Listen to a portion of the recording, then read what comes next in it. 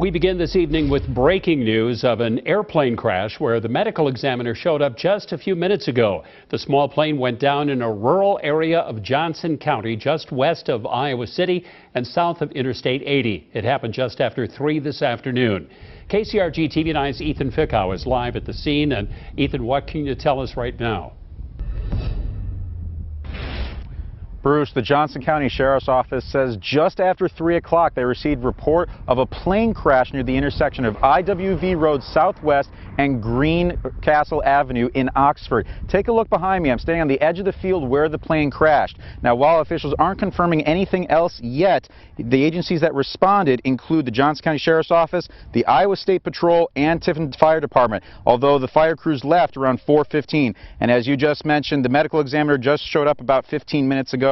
No word yet on how many passengers or their condition or where they were coming from. I spoke with the landowner recently who said that we not use his name, but he said he was stunned when he first heard the news. Obviously, we still have a lot of questions that are left unanswered at the moment, but we should have more information coming in the next couple hours. Reporting live in Oxford, Ethan Fickow, KCRG TV 9 News.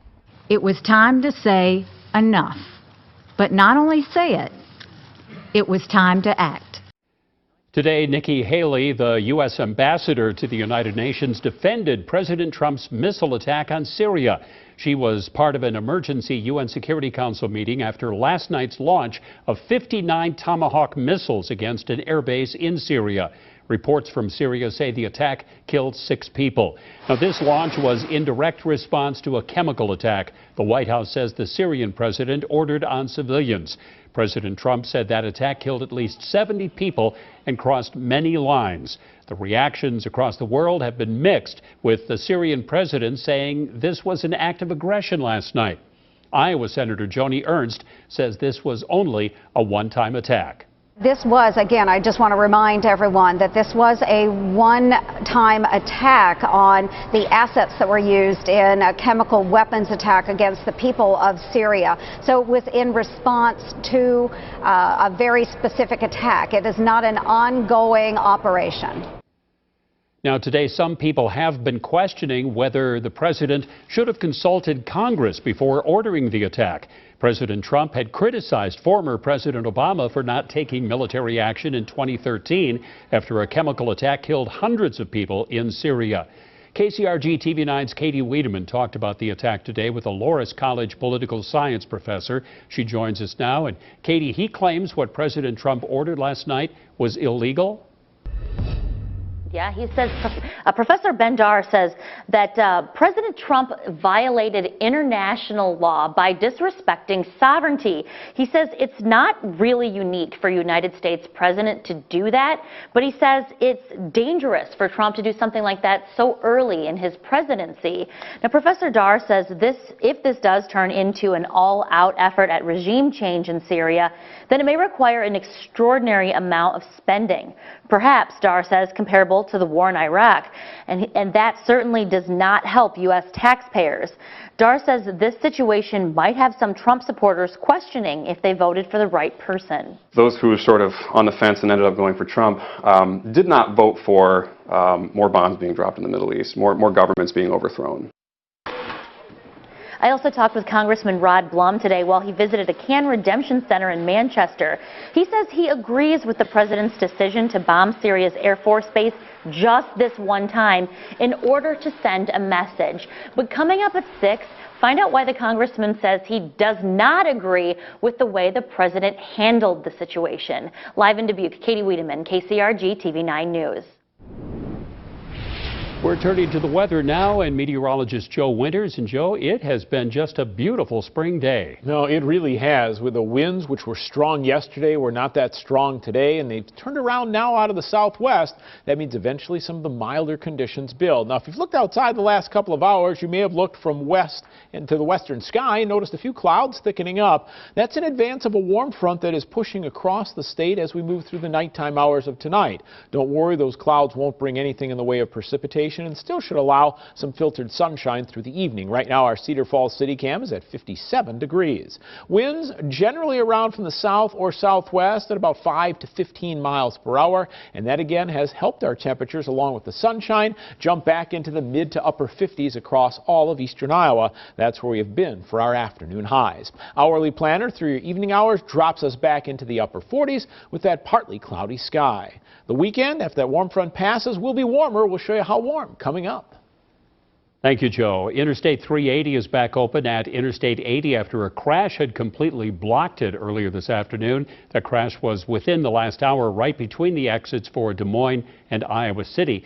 We called the Johnson County Sheriff's Office, but no one would say if anyone was injured in the crash.